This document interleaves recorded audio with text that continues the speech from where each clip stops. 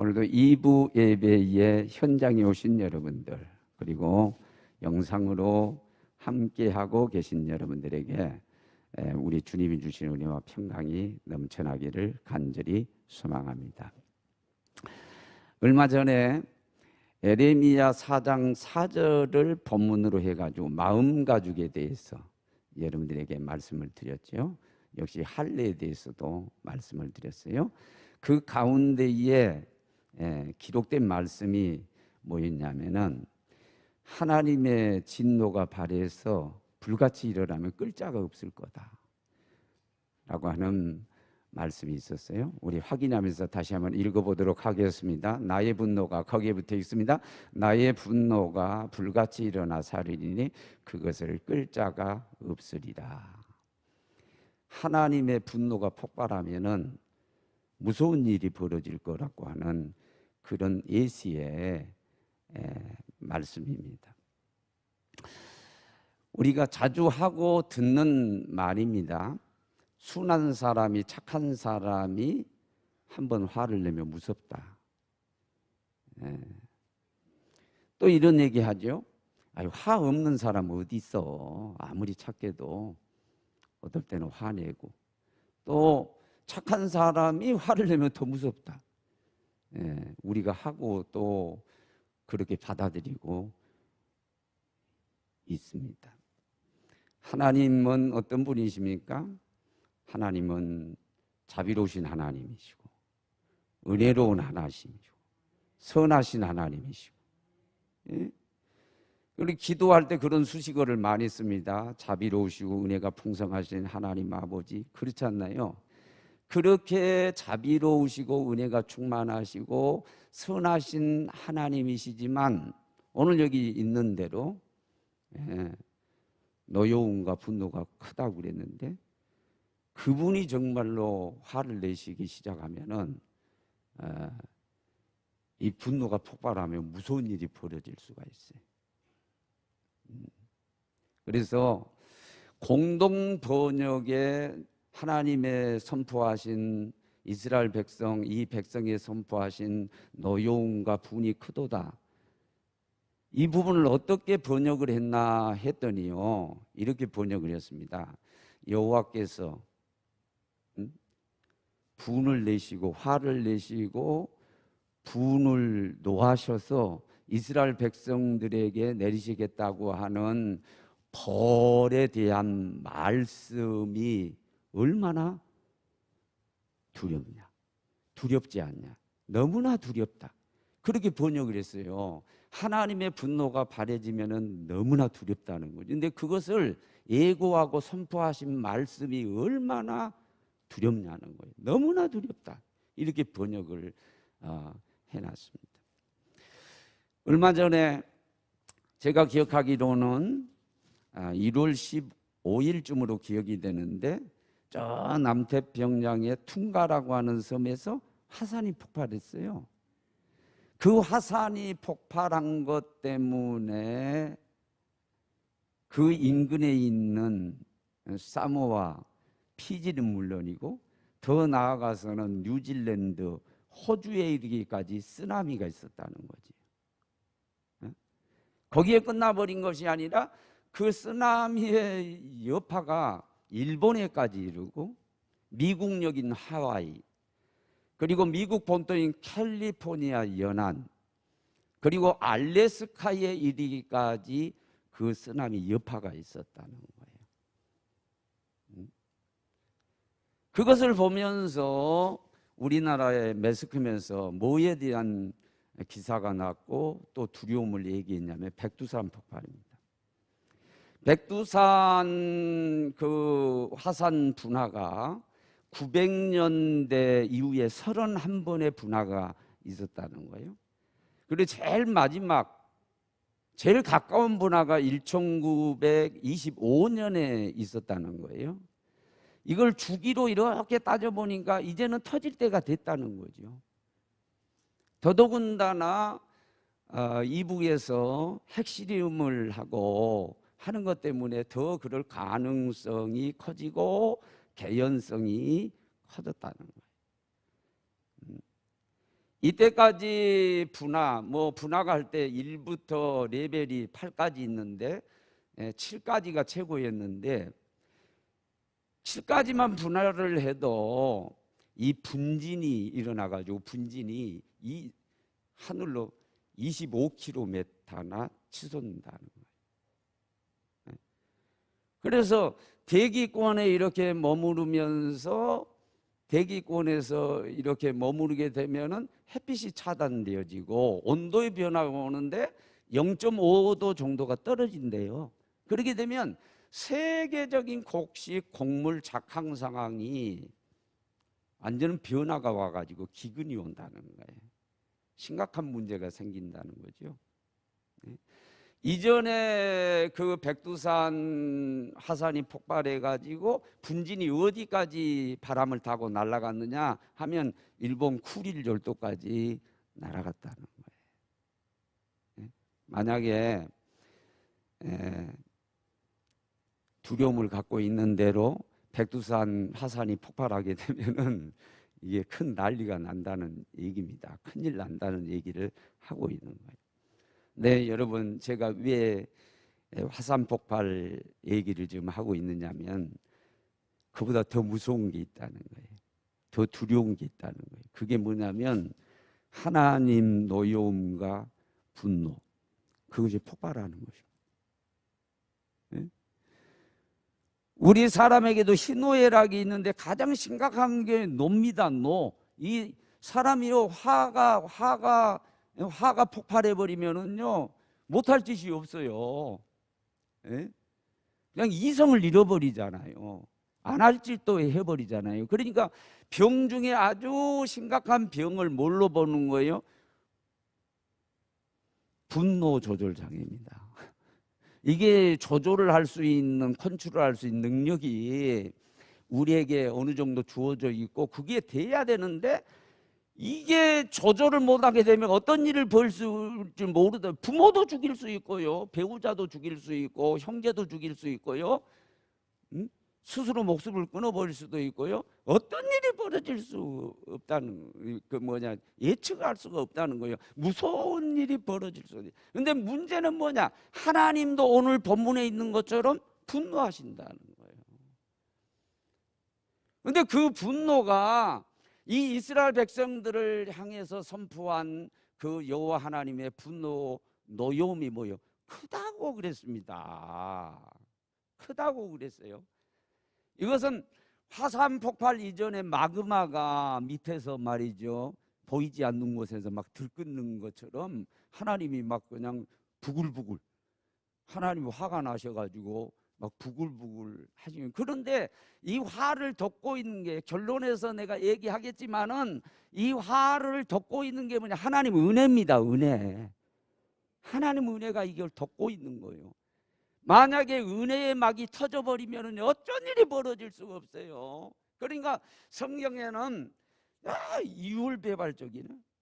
하나님은 사랑의 하나님이라고 그랬는데, 우리가 이따가 결단 찬송으로 은혜에 대해서 부를 때 하나님은 한량없는 은혜라고 그랬는데, 끝없이 용서하시는 분이라고 그랬는데, 어떻게 소돔과 고모락을 그렇게 불러 멸망시킬 수가 있어요? 아말렉을 진멸하는데 남녀노소 짐승에게까지 왜 싹 죽여버리라고 그래? 하나님이 어떻게 그럴 수가 있어? 그런 의구심을 가질 수밖에 없는 그런 일들, 성경에 수없이 그런 일이 있잖아요. 어떻게 하나님이 사랑이시는데 땅을 갈라가지고 땅속에 그냥 지진을 일으켜가지고 사람을 묻어버리냔 말이에요. 성경에도 그런 일들이 벌어지고 역사적으로도 우리가 아이러니하단 말이야. 역사를 하나님이 주관하시고 하나님의 주권이 작동하고 있는데 왜 그런 일이 벌어지냔 말이에요. 우리가 혼돈을 빠질 수 있는 그런 일들이 벌어질 수 있단 말이에요. 그러므로 중요한 게 뭐냐? 하나님의 크신 노여움과 분노를, 이건 어폐가 있습니다. 우리가 다스린다라고 하는 어폐가 있지만은 누구러뜨리고, 아멘 하시기 바랍니다. 최대한 막아보고, 왜 하나님이 분노하시면 하나님의 분노가 이 노여움이 큰 노여움이 마그마가 막 들끓듯이 하나님 안에 있는 그 노여움이 터져버리면은 화산 폭발은 말이 아니라는 거예요. 예? 대사회적으로 망할 뿐만 아니라 개인적으로 하나님이 분노가 폭발해 버리면 개인이 망해 버린단 말이에요. 어떤 일이 벌어질지 모른단 말이에요. 그러므로 참 어폐가 있지만은 여러분들이 이해를 잘 하시길 바랍니다. 하나님 분노를 다스리고, 하나님의 분노가 누그러지도록.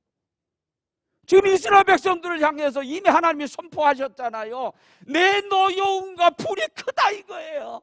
지금 내가 지금 부글부글 끓고 있다는 거예요. 다만 뭐예요? 말씀드린 것처럼 은혜의 막이 지금 덮고 있을 뿐이지, 은혜의 막이 터져버리면 어떤 일이 벌어질 수 없어요.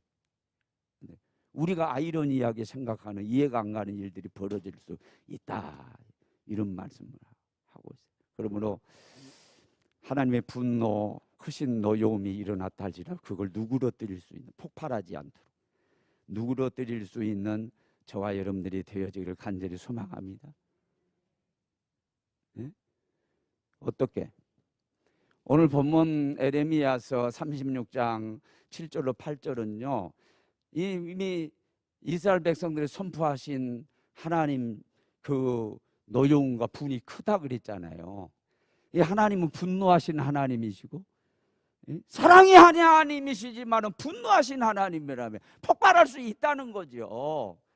그것을 분명히 우리에게 가르쳐 줄 뿐만 아니라 이 하나님의 분노를 누그러뜨릴 수 있는 방법이 무엇인가 라고 하는 것을 우리에게 세 가지로 가르쳐 주고 있는데, 그것을 함께 나누기를 원합니다. 첫째는 기도예요.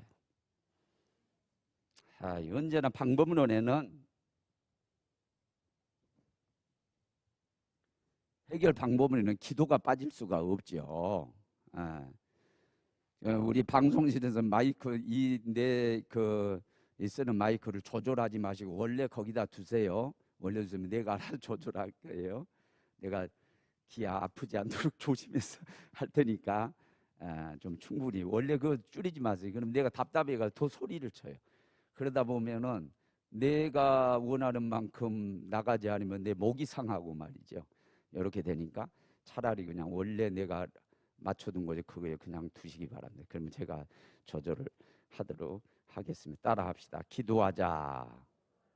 그들이 뭐 한다나요? 여호와 앞에 기도를 드리며 그랬지요. 그들이 여호와 앞에 기도를 드리며 그랬습니다. 이스라엘의 영도자였던 모세가 그 60만이라고 하는 뒤에는 이제 늘어났지요. 또 2세가 나오고 3세가 나오고 하다 보니까 늘어났는데, 이 많은 이스라엘 백성들을 출애굽시킨 이스라엘 백성들을 축복의 땅 가나안 땅으로 이끌어 가는데 정말로 많은 어려움들이 있었습니다. 그 많은 어려움들 가운데 많은 범죄들, 여러분 죄라고 하면은 우리는 도덕적인 죄만 생각하지요. 예서 간음하고 살인하고. 근데 이런 도덕적인 길트라고 하는 죄도 있지만은 신이라고 하는 종교적인 죄, 하나님 앞에 죄가 있어요. 이 하나님 앞에 지은 심각한 죄가 반복되던 죄가 뭐냐면 원망불평입니다. 하나님 세우신 지도자 모세에 대해서, 아론에 대해서 원망불평하고, 그게 하나님은 당신을 원망불평한 거 받으신 거지. 그게 막 반복이 돼요. 그러면 하나님이 여기 뭐예요? 분노, 노여움이 크도다. 하나님은요 단박에 심판하지 않습니다. 단방에 벌을 주지 않아요. 반드시 뭐 하느냐면 예고를 하세요. 내가 분노고 지금 선포하셨다고 그러죠. 내 지금 노여움과 분이 크다라는 거는 내가 지금 부글부글 끓고 있어. 응? 너네 가만두지 않을 거야. 벌 줄 거야. 하나님 반드시 예고하십니다. 그 예고를 누구를 통해서 많이 주셨나요? 모세한테 먼저 주셨죠. 그럼 모세가 하나님의 벌이, 하나님의 심판이 임했구나. 그러면은 모세가 그 하나님의 노여움과 분을 풀어드리기 위해서 했던 반복된 행위가 있어요. 그게 뭐냐면 엎드려 기도하는 거였어요. 그냥 엎드려 죽시로 엎드려 기도하는 거예요. 그것을 여실히 우리에게 보여주는 게 하나가 출애굽기 34장 8절인데 우리 다 같이 읽어봅시다. 자, 출애굽기 34장 8절을 방송으로는 띄워주세요. 읽습니다. 모세가 급히 땅에 엎드려 경배하며, 이거였어요. 이거 모세는 다른 거 없어요. 하나님의 이 노여움과 분을 풀어드리는 방법은 이것밖에 없다. 이게 이제 영적으로 터득한 거죠. 그래서 이 하나님이 심판을 예고하거나 하나님이 벌 주시겠다면은 모세가 즉각적으로 한 게 뭐냐? 무조건 가서 엎드리는 거예요. 하나님이 아둔한 백성들을 반복적으로 하나님이 살아계시고 홍해도 가르시고 만나를 주시고 불기둥 구름기로 인도하시고 이렇게 하나님 하셨음에도 불구하고 이 아둔한 백성이 또 은혜를 잊어먹고 또 원망하고 불평하고 이렇게 범죄를 저지르고 있는 이 백성들 용서해 주시고, 또 이 백성들이 그렇게 한 것은 내가 바로 지도하지 못해서, 내가 영적으로 봐도 지도하지 못해서 그렇습니다. 하나님 분을 누그러뜨리시고 용서해 주세요 하면서 땅에 엎드려 기도했던 거예요. 그때마다 하나님이 또 분을 다스리시고 또 용서해 주시고 이런 일이 반복이 됐던 거지요. 자, 요나도 선지자입니다. 니느웨 가서 말씀 선포하라고 하는 말씀을 거역하고 다시 도망갔지만은 그러나 선지자예요. 네? 그러다 보니까 풍랑이 일어났습니다. 자기가 탔던 배가 전복될 위기에 있습니다. 그러니까 야, 그래도 죄를 지었지만은 그래도 우리보다 훨 낫다라고 하는 것이 그냥 드러납니다. 그게 뭐냐면은 나를 바다에 던지라고 했잖아요. 이 풍랑이 일어난 것은 내 탓이오, 그런 얘기요. 나를 바다에 던지시오, 내 탓이오. 여러분, 잘 되면은 누구 탓이요? 자기 탓이고, 안 되면 누구 탓이요? 조상 탓이요. 우리는 그래요. 예? 좀 못되면 다 목사님 탓이고, 이거 뭐 누구 탓이고, 전부 나 탓이에요, 남 탓이에요. 대부분이 그렇습니다. 자기가 실수해가지고 넘어져도 대통령 탓이요. 대통령이 잘못해가지고 이렇게 됐다고. 선하다. 야이, 그게 우리의 모습들이요. 그런데 반항하고 불순종하고 돌아가는 것 같았지만은 요나가 선지자는 선지자고 우리하고는 다른 사람이네 라고 하는 게 뭐예요? 내 탓이요. 나를 바다에 던지시오. 요거예요. 네? 그리고 나서 고래 뱃속에 들어가가지고 3일 3야를 고통당하는데 아직은 그래도 하나님 분노가 폭발하지는 않았어요. 그러면 요나는 죽는 거예요. 예? 그러나 아직은 완전히 폭발을, 은혜가 작동하고 있는 거예요. 은혜가 덮고 있는 거예요. 그런 상황 속에서 요나가 취한 행동이 무엇입니까? 회개기도하고 감사기도하고 여호와 하나님 뱃속, 고래 뱃속이지만 여호와 하나님을 예배하고, 여호와 하나님을 예배, 그게 2장에 나오는 거 아닙니까? 여호와 하나님을 예배하면서 회개합니다. 내 탓입니다. 내 잘못입니다. 그리고 하나님, 이때까지 이렇게 부족한 사람을 은혜로 덮어주셨던 거 감사합니다. 하나님 찬양합니다. 영광을 받아 주옵소서. 3일 3야를 뭐냐, 회개기도 하고 감사기도 하고 했던 거죠. 그랬더니 하나님의 분노가 가라앉아 차근차근 가라앉더니요, 결국 뭐예요? 고래를 명령해가지고 이게 물속에 토해내면 그래도 죽습니다. 하나님이 딱 분노 가라앉히고 요나를 살리기 위해서 육지에 토해내도록 해서 살게 해주셨죠. 방법은 뭐였습니까? 회개기도였습니다. 용서를 비는 게, 공동번역에 용서를 빌었다고 그랬어요. 용서를 비는 기도를 드렸어요. 그래서 하나님의 분노를 이렇게 누그러뜨렸다, 그런 얘기. 자, 우리가 자녀를 기르고 선생님이면 제자들인데, 요즘은 그래서 안 되는데 옛날에 우리는 잘못하면 막 매맞았잖아요. 선생님 막 화내셔가지고 했잖아요. 이 녀석이 분명히 잘못했다, 하나님 판단이 서고. 또 부모가 이 녀석이 잘못했다 판단이 뭐 바른 판단이 나올 땐 판단이 일단 서면은 매를 들어가지고 이제 치는데, 그러면은요 얘들 반응, 학교에서도 얘들 반응이 지금도 생각이 나요. 예? 선생님 내가 뭘 잘못했어요? 막 반항하고 끝까지 용서를 빌지 않고 이런 애들은요 막 맞는 거예요. 하나님 그 뭐예요? 선생님 분노가 가라앉지를 않아요. 예? 부모의 분노가 가라앉지를 않아요. 그래가지고 막 매질을 더 하는 거예요. 세게 더 하는 거예요. 그런데 어떤 아이 무조건 비는 거예요. 무조건 선생님 잘못했습니다. 아버지 잘못했어요. 엄마 잘못했어요. 하면서 무조건 비는 아이 있어요. 그러면은요 반복된 거라 할지라도 결국은 뭐예요? 막 살살살살 비는 거기에 뭐예요? 은혜가 작동하고 자비가 작동하면서 분이 가라앉아요. 다른 거 없어요. 하나님 분노가 크고 노여움이 클 때요, 그거 느껴지면 우리가 해야 될 일은 뭐예요? 용서를 비는 기도해야 됩니다. 하나님 용서해 주세요. 내 탓입니다. 내 탓입니다. 그게 있어야 됩니다. 그래야 이게 하나님 분노를 누그러뜨리는 거예요. 폭발 지경에까지는 가지 않는다는. 그리고 두 번째는 말씀이에요. 말씀. 예. 그 다음에 말씀인데 이것은 이제 뒤편으로 가가지고, 그러니까 오늘 본문의 순서를 보면은 7절에 그냥 상반절 하다가 그냥 갑자기 지금 8절 하반절을 간데, 그러면은 바룩 얘기가 나와요. 바룩은 누구냐면은 에레미야가 감옥에 있고 잡혀 있는 상황에서 말씀을 직접 기록하지 못하니까 대필해서 바룩이 기록하고, 그러니까 심부름꾼이죠.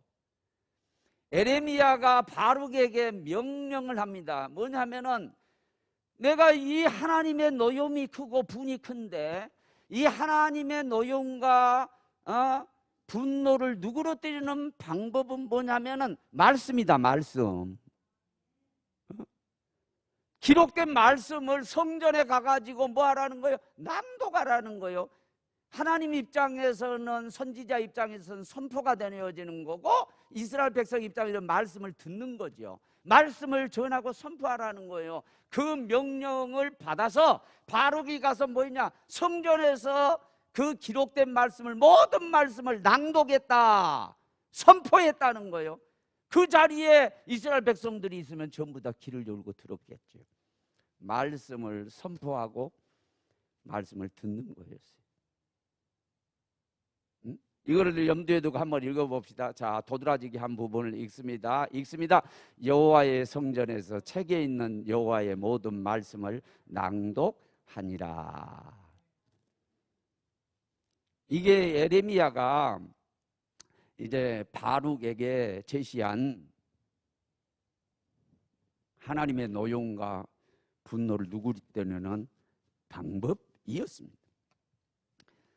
저는 신학을 하면서 제가 상담학을 전공을 하지는 않았지만은 전공 필수 가운데 목회 상담학이 있었습니다. 박은규 교수님이 가르치셨는데 그 목회 상담인데 상담 기법들이 나와요. 이렇게 상담을 해라. 이렇게 되면은 이제 치유가 일어나고, 이렇게 되면은 분노가 삭혀지고, 이렇게 되면 이런 거다라고 하는 게, 이 상담 기법 가운데 하나가 뭐냐면은 경청입니다. 경청. 근데 요것은 지금 그 상담 기법에도 정신과 의사들의 기법에 그대로 사용하는 것 같아요. 이건 변하지 않는 것 같아요. 그러니까 아주 좋은 방법인 거죠. 그게 뭐냐면은 내담자로 하여금 와가지고 실컷 뭐 하라는 거죠? 얘기하라는 거예요. 말하게 하는 거예요. 그냥 실컷 자기 얘기 막 떠들어대고 얘기하면 뭐 하냐면 그냥 들으면 해요. 경청. 아, 그렇군요. 고생 많이 하셨습니다. 얼마나 힘드십니까? 아, 그렇군요. 아, 그러고 하면서 떠들어대면 계속 뭐 하라는 거예요? 들어주라는 거예요. 들어주라는 거예요. 근데 재밌는 것은요, 그때 치유 효과가 나타나서요, 자기 자신이 문제가 뭔지도 발견하고요, 자기 자신이 답을 찾는 거예요. 그래, 치유돼가지고 분노가 삭혀지고요. 막 분노돼. 우리 시어머니 막 그냥 어쩌고 막 분노 막 이랬다가요, 혼자 막 말하고 떠들어대는 가운데 앞에서 막 이게 들어주니까 다 누그러져요. 그리고 이제 문제 해결 방법이 스스로 보이는 거죠.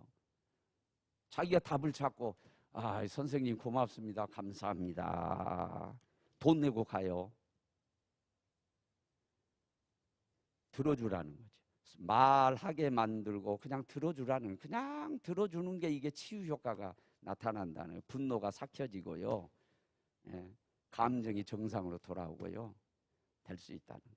근데 그 상담 기법이요. 그게 벌써 몇 년입니까? 벌써 뭐 3, 40년 그렇게 지나고 있습니까? 그런데 지금도 똑같이 현대 상담 기법에서도 그건 아주 중요한 방법. 요한복음 1장 1절에 보면 하나님은 말씀이시. 태초에 말씀이 계셨는데 그 말씀이 하나님이시라고 그랬지요? 하나님은 말씀이십니다. 그렇기 때문에 기록된 말씀을 기록하게 하셨어요. 기록된 이 말씀을 뭐 하라는 거예요? 성전에서 선포하라는 거예요. 낭독하라는 거예요. 읽으라는 거예요. 그리고 백성들은 뭐 하라는 거예요? 이걸 들으라는 거예요. 그러니까 하나님이 막 그냥 말씀하고 싶은 거야. 하나님 말씀하시고, 그리고 우리는 뭐 하는 거예요? 노래 들으라는 거예요. 이게 하나님이 원하시는 거기 때문에 그게 잘 되면은요, 하나님 분노가 이렇게 가라앉는, 노여움이 이렇게 가라앉혀지는 거죠.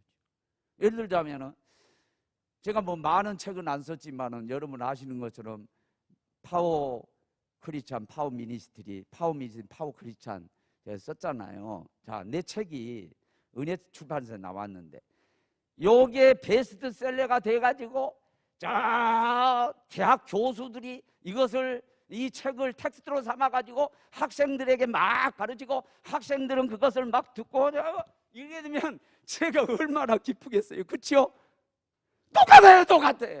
똑같으니까 하나님의 기록된 말씀이 막 이게 베스트셀러가 돼가지고 팔려가고, 여기저기서 막 이 말씀을 전파하고, 그리고 막 사람들이 듣고 치유의 역사가 일어나고 변화가 일어나고, 그러면 하나님이 얼마나 기뻐하시겠냐고요.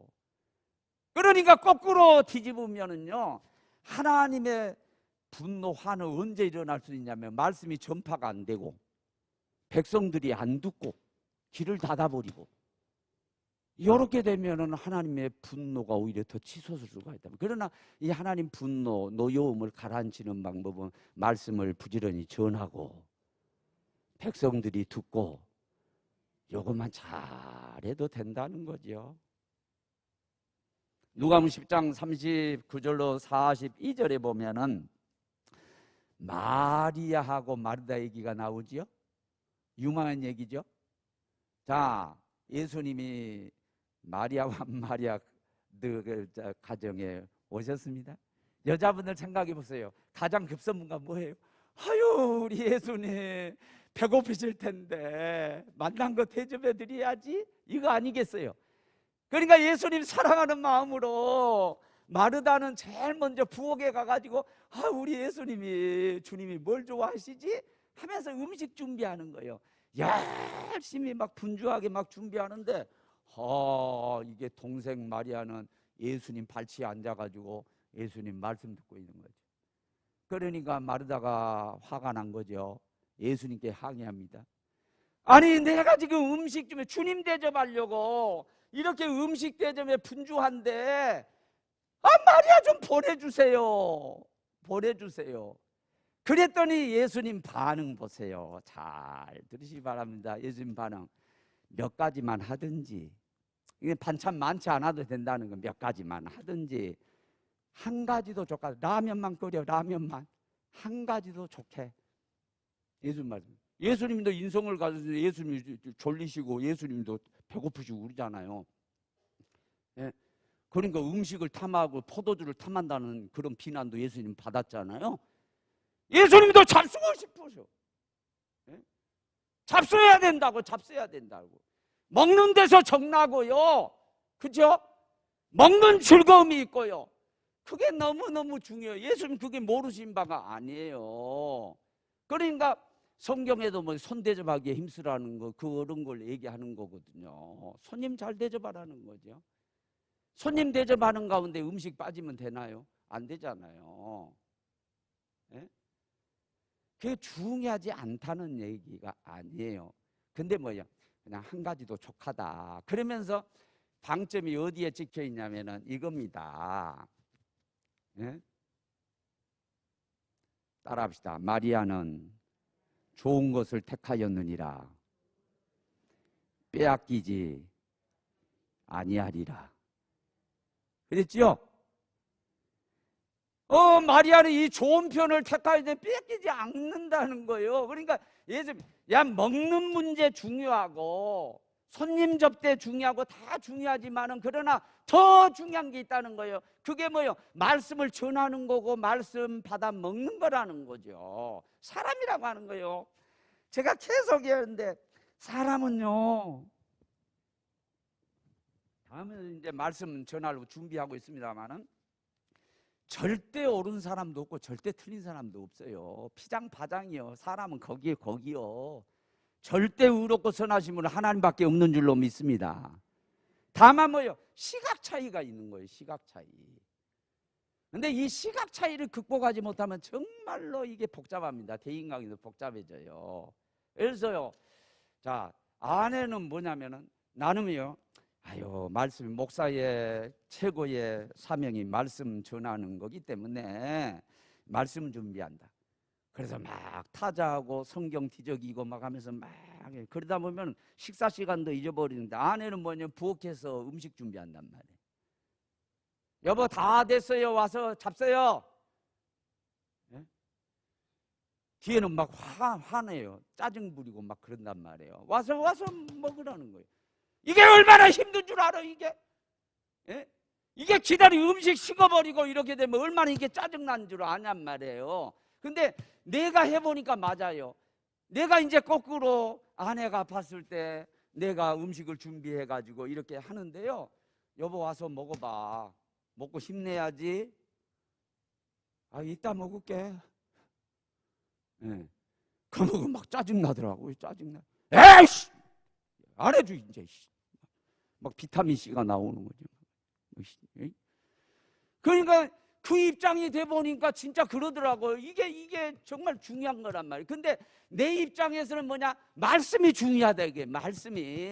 말씀 준비하는데 맥이 끊어져 버리고 내가 지금 내리는 게 있는데 막 받아서 막 해야 될 게 있는데 그거는 맥 끊어져 버리고 또 순간적으로 잊어버리잖아요. 그러니까 이거 끝내야 돼. 그것은 내 입장이야. 내 입장. 주부 입장에서는 뭐예요? 음식이야, 음식. 주부 입장에. 그래서 제가 이제 이 말씀을 이 성경에서 보면서 제가 말씀 전하는 사람이잖아요. 내 최고 사역이 말씀이잖아요, 말씀. 그래서 말씀을 전하는 입장에서 이렇게 신방도 가고 말씀 전하고 신방을 가면은요. 옛날에는 더더욱 그랬죠. 집에서 음식 준비하잖아요. 목사님 대접한다고 주회종 대접한다고 음식 옛날에는 더 그랬잖아요. 예. 이해는 가요. 이해가. 내가 해보니까 그래 진짜 음식 식어버리면 안 돼요. 그래서 아이고 밥이 타네. 예배드리다 말씀 전하고 있는데 벌떡 일어나가지고 불 끄러 간다고 끄고 막 이렇게 되는 거예요. 그리고 막 산만해지면은요 내 입장에서는 짜증이 나요. 그리고 그게 싫어요. 차라리 내 그거 안 먹어도 된다 이거예요. 밥은 불 꺼버리고 식어도 괜찮고 안 먹어도 괜찮고 나는 뭐냐면은 말씀을 잘 앞에 와가지고 말씀을 받으면 그게 기쁨이고 그게 감사고 그게 즐겁고 그런단 말. 그러니까 음식 대접이 중요하지만 더 중요한 게 말씀이라는 거죠. 말씀. 그것을 역력하게 보여준 것이 바로 예수님과 마리아 마르다 사건이에요. 좋은 것을 택했다는 거예요. 내 음식 안 먹겠다는 게 아니에요. 한 가지로 족하다 그런 얘기죠. 더 중요한 것은 말씀 듣는 거라는 거예요. 내 말씀 전할 때 와서 말씀 듣는 거라는 거죠. 여러분 하나님이 뭘 가장 원하시는가를 우리가 잘 잘 이해를 할 필요가 있습니다. 뭘 더 원하시는가? 하나님 마음을 좀 알자 이거예요.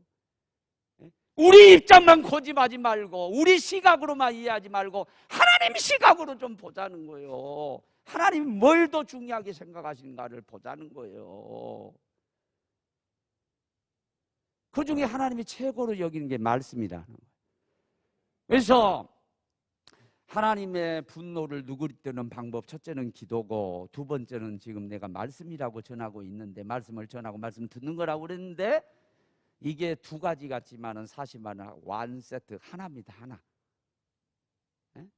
사도행전 6장에 보면 1절에 나옵니다. 자, 유대인들도 헬라파 유대인이 있고 히브리파 유대인이 있습니다. 히브리파 유대인은 본토인이고 헬라파 유대인은 이방으로 흩어진 유대인들이에요. 그래서 교회에서 분쟁이 생겼어요. 파벌이 생겼어요. 그게 뭐냐면은, 자, 교회가 할 일 가운데 구제가 있잖아요. 그래서 구제를 하는데, 자, 과부들을 주로 이제 구제를 합니다. 그런데 이 히브리파 유대인들이 그 교회에 많았던 모양이죠. 손이 안으로 굽는다고 자기 과부들만 구제를 하는 거예요. 그리고 히브리파 과부, 그 유대인 과부들은 안 돌보는 거예요. 매일 구제를 하는데 거기에 명단에서도 빠지고 안 돌봐주는 거예요. 그런 것 때문에 막 초대교회가 막 분란이 일어났어요. 자, 역시 영적인 지도자들입니다. 사도들이 왜 교회가 분란이 일어났지? 이게 뭔가 문제가 있는 거야. 가만히 생각해 보니까 우선순위에 문제가 있는 거야. 교회가 구제하는 것도 중요하지만 하나님이 더 원하시는 것은 진짜 근본은 뭐냐, 뿌리는 뭐냐, 말씀과 기도다. 근데 구제에 집중하다 보니까 그게 소홀해졌다는 거죠. 그러니까 사도들이 결단하는 게 뭐냐, 7집사를 세워서 구제하는 것은 다 그들에게 맡겨버리고 우리는 말씀 전하는 거, 기도하는 거에 전무하겠다. 그게 이제 4절에 나와요. 4절 우리 다 같이 읽습니다. 읽어요. 우리는 오로지 기도하는 일과 말씀 사역에 힘쓰리라. 그렇지요? 예. 그래서 고친 거예요. 우선순위가 잘못. 여기서 오해하면 안 돼요. 구제는 할 필요 없다는 얘기가 절대로 아니에요. 구제도 해야 되지만 교회의 가장 중요한 펑션은 뭐냐? 가장 근본적인 것은 뭐냐? 말씀과 기도라는 거예요. 이 교회의 가장 중요한, 여러분 구제는요 원불교에서도 할 수 있고요 불교에도 할 수 있고 다 하는 거예요. 교회만이 하는 게 뭐냐? 하나님 말씀이고 하나님께 기도드리는 거, 그거라는 거예요. 그거라는 거죠. 말씀과 기도라는 거예요. 그러니까 이게 잘못을 고친 거예요. 자, 고쳤습니다. 그랬더니 어떤 일이면 7절을 봅니다. 7절 우리 다 같이 있습니다. 하나님의 말씀이 점점 왕성하여 예루살렘에 있는 제자의 수가 더 심히 많아지고 허다한 제사장의 무리도 이 도에 복종하니. 아멘. 말씀이 막 왕성해? 그러면 제자의 수가 늘어나? 부흥이 있는 거야. 그게 끝난 게 아니야. 제사장들이 얼마나 교만한 줄 알아요? 예? 제사장들이 당대의 최고 권력을 가진 사람들이란 말이에요. 종교적으로도 최고 지도자고요. 예? 다 어지간한 활동하면 이단으로 규정하고요. 막 그냥 말 안 들어요. 그런데 복종했다고 말이에요. 그러면 초대교회에 든든히 섰다 그런 얘기죠. 뭐예요? 말씀과 기도입니다. 그러니까 이것이 하나로 가는 거죠. 여러분, 교회, 우리 성도들 교회의 가장 큰 목적은 뭐냐? 무슨 구원이죠. 구원. 이 구원은 육적인 구원과 영적인 구원을 다 얘기한다고 그랬어요. 예, 그러나 최종적으로는 뭐예요? 영혼 구원이죠. 그런데 이 땅에 사는 것도 하나님이 주셨다고 내가 전번에 그 말씀을 드렸는데, 영지주의자처럼 이단들 되지 말라고 그랬어요. 이 땅도 물질 세계도 하나님 창조하셨고 육도 하나님 주신 줄로 믿습니다. 육적으로도 복을 받고 영적으로도 복을 받으세요.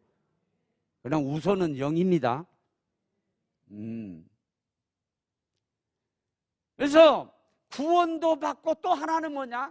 구원받은 자들이 천국 백성으로서 합당한 삶을 살아야 돼요. 그게 뭐냐? 거룩입니다. 거룩. 그러니까 하나님께서 구약성경에 말씀하시기를 내가 거룩한 것처럼 너희도 거룩해라.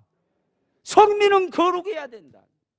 구원받은 백성, 천국의 시민들은 세상 사람과 달리 삶이 거룩해야 된다는 거죠. 그래서 우리 웨슬리 선생님도 뭐냐면 성화를 강조한 거예요. 영화는 우리가 죽어서 이루어지는 거, 완전히 이루는 거, 완전 영화에 들어가는 거고, 이 땅에서는 뭐냐, 성화돼야 된다는 거예요. 성화. 그래서 거룩해져야 되는데 거룩에 이르는 성화의 방법도 역시 뭐냐, 말씀과 기도라. 그래서 디모데전서 4장 5절에 보면 말씀하여 하나님의 말씀과 기도로 거룩하여짐이니라. 우리 1년 동안 우리가 슬로건을 삼아가지고 있어요. 하나님 말씀과 기도로 거룩. 이건 하나예요. 하나. 근데 여기서 우리가 주지해야 될 것이 뭐냐면은 따라합시다. 여호와 앞에 기도를 드렸다고 그랬죠. 그 다음에 또 하나는 뭐냐, 따라합시다. 성전에서 낭독을 했다고 그랬어요. 그러면서 하나님 말씀이 선포되어져 말씀을 들었어요. 여호와 앞에 성전에서. 여러분, 하나님은 어디에나 계시는 하나님이지만은 이미 말씀드렸죠. 하나님을 만나기에 최고로 좋은 최적화 장소가 성전인 줄로 믿습니다. 성전에 와가지고 여호와 앞에 서는 거예요. 그리고 하나님을 만나는 거예요. 그리고 뭐하래요? 우리는 기도를 드려요. 우리 말할 건 말하는 거예요. 하나님 앞에 기도를 드리고 하나님은 말씀을 주시고 그러면서 대화가 이루어지는 거예요. 대화. 만나서 대화하는 겁니다. 교제를 하는 거예요. 그러다 보면요, 분노가 가득했던 하나님의 그 분노, 노여움이 어떻게 되는 거예요? 가라앉게 되는 거예요. 여러분, 어떤 사람이 오해도 하고 그 자식 막 나쁜 자식하고 막 화가 이렇게 부글부글 막 끓더라도요, 만나잖아요. 만나가지고 이건 이렇고 저것도 또 상대에서 들어보니까 아, 내가 오해를 했네. 이렇게 막 대화가 시작하면 교통이 이루어지고 화가 가라앉잖아요. 문제가 해결되잖아요. 똑같은 원리예요. 말씀과 기도. 어디에? 성전에서. 성전에 나와서 하나님을 만나 뵙고 하나님 앞에 기도를 드리고 말씀 듣고 이것을 반복하다 보면은 하나님과 교통이 원만하게 이루어지고 하나님의 노가 누그러지는 그런 일이 벌어질 수 있습니다. 그게 방법이라는 거죠. 마지막 방법 하나는 이제 다시 올라가 가지고 뭐냐면은 각기 악한 일을 떠나는 거예요. 각기 악한 일을 떠나는. 우리 한번 읽어봐요. 자, 읽습니다. 그들이 여호와 앞에 기도를 드리며 각기 악한 길을 떠나리라. 악한 길을 떠나는 거예요. 제가 차 운전하다가 MBC 방송을 듣다가 표아무개라고 하는 이 범죄 심리학을 전공한 사람, 프로파일러라고 그러더라고요. 근데 그분이 조아무개, 성범죄자입니다. 아동 성 그 착지물을 막 올려가지고 그걸 가지고 막 팔고 그래서 문제가 됐던 사람이에요. 그 사람이 요즘 벌이는 그 행태에 대해서 그 심리 분석을 했단 말이에요. 근데 나는 그건 몰랐는데 듣다 보니까 운전하다 이렇게 듣다 보니까 그이가 형이 확정이 됐는데 42년을 확정을 받았대. 야, 42년이면 진짜 감옥에서 42년 이게 어마어마한 거죠. 예. 근데 이 형이 확정되기 전에 재판을 받고 그럴 때는 반성문도 써내고 잘못했다 그러고 내 실수라 그러고 막 제출했다는 거예요. 수없이 냈다는 거예요. 자기 잘못이라고 용서해달라고 그렇게 했다는 거죠. 그런데 형이 딱 확정이 되고 그러니까 완전히 돌변한 거예요. 예? 컴퓨터에 능하잖아요. 자기 블로그를 감옥에서 만들어 가지고 아버지한테 편지를 보내면은 아버지가 블로그에 올리고 자기도 글을 올리고 그러면서 계속 하는 게 뭐냐면은 검찰을 욕하고 경찰을 욕하고 법무부를 욕하고 외국인이 아니 내가 그렇게 큰 죄를 지은 것도 아닌데 42년이 이게 뭐냐. 42년을 감옥에 썩으라고 이게 말이 됐느냐. 내가 그만큼 큰 죄를 짓지 않았는데 여론몰이에 의해서 여론 재판에 의해서 끌려가서 내가 이렇게 받았단 말이야. 예? 심지어는 뭐냐, 피해자 진술은 거짓말이다. 막 이렇게까지 막 전개를 한 거예요. 그러니까 네티즌들 그동안 잊어먹고 그냥 수그러들었던 네티즌들이 이제 막 화가 막 올라, 막 화가 나가지고 네티즌 화가 내. 뭐 이런 인간이 있어? 뭐 이런 쓰레기 같은 인간이 있어? 예? 그리고 피해자는 세상에 어떻게 이런 일이 벌어지냐? 감옥에 있는 사람이 블로그를 만들어 가지고 그것을 자기 변명 그 도구로 삼고 어떻게 이런 일이 벌어지냐? 왜 이런 걸 이렇게 허락하냐? 그런 얘기예요. 그러면서 이제 이 프로파일러가 범죄 심리학자가 분석을 하는데 여러 가지 왜 이런 일이 벌어지는 것도 이제 나름대로 분석을 하고 이게 아버지의 문제가 있다. 교육이 아버지가 아니 잘못한 거 됐으면 잘못을 야단치고 가르치고 했어야지 오히려 잘못해도 동조해주고 이러면 이런 아이가 나올 수밖에 없는 거 아니냐 그런 얘기예요. 예? 그래 피해자는 더 막 분노하고 막 네티즌들이 분노하고 저도 야 이게 말이지 오히려 잘못을 빌고 용서를 빌고 해야지 이제 형이 확정되고 그러면 형이 확정되기 전에는 왜 그랬을까요? 형량을 줄여보려고 쇼한 거죠. 예. 속으로는 뭐예요? 전혀 반성이 없어요. 회개하지 않아요. 삶을 고칠 그런 생각이 전혀 없는 거예요. 형을 어떻게든 이렇게 감량을 해보려고 하는 그런 트릭에 불과했던 거죠. 중요한 건 뭐예요? 삶이 변해야지. 삶을 고치려고 해야지. 오히려 내가 40년 동안에 뭐 기회가 되면 석방도 될 수도 있고 40년 동안 내가 회개하고 여기서 책 읽고 내가 새로운 사람 되기 위해서 내가 노력해야지 이렇게 하면서 내 잘못했다. 끝까지 그 반성문 냈던 것처럼 그렇게 계속해서 일관성을 유지했다면 사람들 마음이 측은해지지. 아, 젊은 사람이 어떻게 감옥에서 42년이냐 이쯤 하면 좀 봐줘야 되지 않느냐 이렇게 되지 않겠어요? 분노가 가라앉지 않겠어요? 하나님 앞에 우리 똑같아요. 하나님 앞에 변명하고 사람은 속여도요 하나님 못 속이는 겁니다. 어떻게 하나님을 속입니까? 하나님 앞에는 트릭이 통하지 않아요. 하나님 앞에는 회개, 메타노니아라고 그러는데요. 지정의 회개가 필요합니다. 지적으로 깨닫고 정적으로 가슴을 치고 눈물 뿌리고 그 다음에 의지적으로 결단해서 삶을 고쳐야 돼요. 그게 진정한 회개인 줄로 믿습니다. 중요한 건 뭐냐? 하나님이 원하시는 건 삶을 고치는 거예요. 그 악한 일에서 떠나는 거예요. 악한 길에서 떠나는 거예요. 하나님이 속을 것 같아요? 말로는 회개한다 그러고 자기 실수 잘못했다 그러고 그렇게 뭐 반성문 쓰고 뭐 하고 뭐 막 블로그에 올리고 카톡 보내고 뭐 아무리 그리 해봤자요 삶이 고쳐지지 않고 또 원점으로 돌아가지고 또 그 짓을 하면은요 하나님이 가만두지 않는다는 거죠. 그러면 하나님의 분노가 폭발해 버린다는 거죠. 은혜의 막이 터져버려요. 그러면은 어떤 일이 벌어질 수 모른다 그런 얘기. 은혜의 막이 터지면 안 돼요. 응? 중요한 건 뭐냐면 따라합시다. 각기 악한 길을 떠나리라. 각자가 다 악한 길을 떠나는 거예요. 이 각기라고 하는 말 한마디를 딱 통해서 우리가 깨달을 수 있는 것은 이게 어떤 원죄 모든 사람이 보편적으로 지어서 흐르고 있는 피가 있는 원죄를 얘기하는 게 아니구나 하는 거 알 수 있고요. 어떤 사회악, 어떤 조직적 사회악이 될 수도 있거든요. 그런 문제도 아니구나. 그러면 각기 악한 길을 떠나리라고 하는 것은 뭘까요? 각자가 짓는 자범죄들을 얘기하는 거거든요. 거기에서 떠나라고 그랬거든요.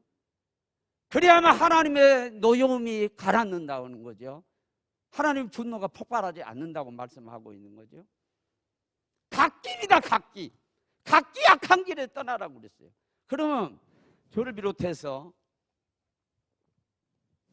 우리 사랑하는 식구들한테 여쭤봅니다.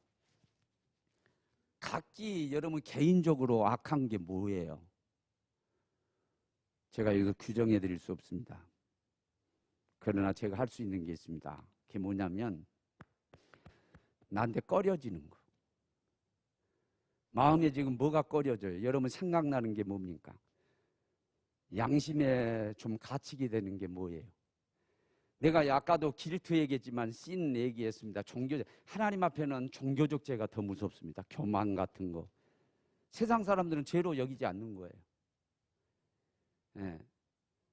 또 40년 동안 모세가 이스라엘 백성 이끌어갈 때 가장 큰 일은 원망불평이었습니다. 권위에 대한 도전들입니다. 예? 거기에 대해서 이제 제가 또 말씀 전하고 할 겁니다만은 여러분 그냥 죄라고 하는 것이 단순히 그냥 간음하고 살인하고 이런 게 아니에요. 그것만 죄가 아니에요. 그것도 죄지만은요. 정말로 하나님께서 아까 그랬잖아요. 하나님 시각으로 이해를 해라고. 뭐가 죄인가? 여러분 지금 하나님이요. 여러분 양심에 말씀하시고요. 여러분이 꺼리끼는 거요. 그 바로 그겁니다. 네? 아내 속이고 바람 피우고 있어요? 그게 지금 생각나요? 네? 다른 남자 만나고 있습니까? 술, 담배요? 뭡니까? 뭐가 꺼려져요? 남에 대해서 악담했습니까? 여러분 이 악담이 얼마나 무서운 건 줄 압니까? 세 사람을 죽이는 살인 무기라고 했습니다. 구체적이었지만은 네? 확인되지 않는 비판하고 총을 쏘고 돌아다니는 사람 죽이고 있어요? 뭐 하고 있습니까, 여러분? 뭐가 지금 떠올라요? 뭐가 생각나요? 바로 그거 버려야 됩니다. 거기서 떠나야 됩니다. 갓길입니다. 악한 길에서 떠나야 됩니다. 오늘 이 악한 것은요, 여러분이 더 잘 알아요. 여러분 스스로 지금 떠오른 게 있고요. 양심의 가책이 되는 게 있고요. 여러분 있어요. 떠나십시오. 하나님 분노가 폭발하고 은혜의 껍질이 터져버리기 전에 떠나십시오. 그러면 은혜가 지속되어지고 지속된 은혜 가운데 복된 인생이 계속되게 될 줄로 믿습니다. 말씀과 기도입니다. 악한 길에서 떠나야 됩니다. 각자 개인적으로 지금 자범죄, 개인적으로 꼭 그 뭐 도적질일 뿐만 아니라 여러분들이 지금 그 입을 통해서 범죄하고 눈을 통해서 범죄하고 지금 마음으로 범죄하고 이런 것들이 다 해당되는 겁니다. 그것들 버리십시오. 하나님 은혜가 지속되게 덮어서 부족한 우리지만 그 은혜가 우리를 덮어서 계속해서 복이 이어지는 역사가 일어나게 될 줄로 믿습니다. 찬양을 기도합시다.